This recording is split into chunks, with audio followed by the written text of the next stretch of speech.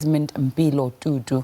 The Holy Cross Anglican Church in Orlando West is where a memorial service was held earlier today. Let's cross lives to my colleague Nozintombi Miya, who is there. A very good afternoon to you, Nozintombi. Just describe that memorial service to us. Thank you so much, Nzinga. It was an extremely exhilarating mass here at the Holy Cross Anglican Church at the Orlando West parish, which obviously, as we've been saying throughout the course of this morning, was the Archbishop's home parish.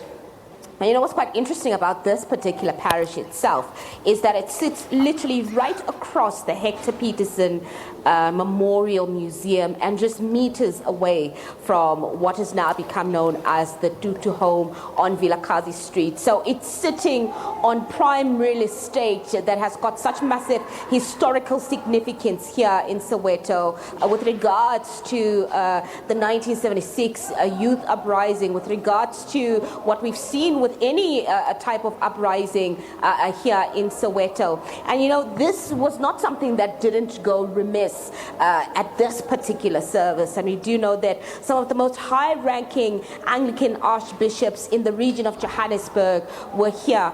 And what was quite touching in the sermon, Nzinga, is that they lit 90 candles.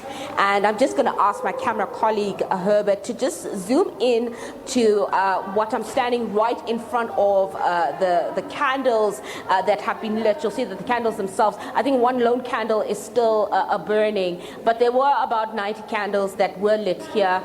And this was where the ceremony took place. And this is where the high-ranking Anglican bishops came to ensure that they shared their fondest memories with the Arch. And we know that the presiding reverend of today's Mass, Reverend Dr. Stephen Morwe, spoke very highly about the bishop and spoke about some of the songs that he fondly remembers the bishop getting up in joyous prayer and joyous worship and joining the congregation and leading the congregation and singing those songs because he felt the Spirit move in him, move him through song. And this is really what this particular sermon or mass was about. It was about celebrating the life of Archbishop Desmond Tutu and also bearing witness to some of the parishes or congregants that had come to this church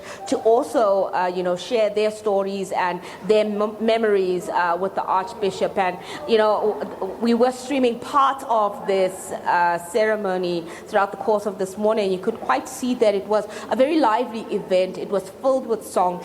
It was filled with worship. And at one point, some of the Tutu extended relatives were called up to the stage to share a few words of thank you. And they were very brief. However, they did thank the congregants. They also thanked the archbishops, and they thanked the church for paying a tribute, even in a small way, to the parish that was the Archbishop's home parish, and ensuring that his legacy was not forgotten in the place where he started it all. Nzinga. Nozintombi Miya giving us an update from that parish there in Gauteng. We're bringing you memories, memorials, stories and visuals from across the country in the lead up to the funeral of Archbishop Emeritus Desmond Tutu. Now, before he became one of the leading figures in the Anglican Church, Tutu was a teacher. Some of his former pupils have hailed him for giving them lifelong lessons that transcended the classroom.